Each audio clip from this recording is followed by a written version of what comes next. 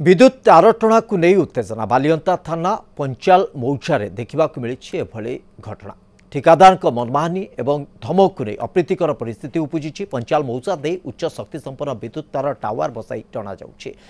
तेबे रास्ता पार्श्व जो जमी दे तार टणा जाउछे ताकू जमी मालिक विरोध करिसेंती। कोनोसी सूचना न दे ठिकादार कार्य करुछंते। ठिकादार को पचारे ओलटा धमक मिलुछि बोली अभियोग करिसेंती जमी मालिक। याकू नहीं घटनास्थल में उत्तेजना देखा देइतिला। खबर पाई बालियंता थाना पुलिस पहुंची उभय को बुझासुझा करिसेंती।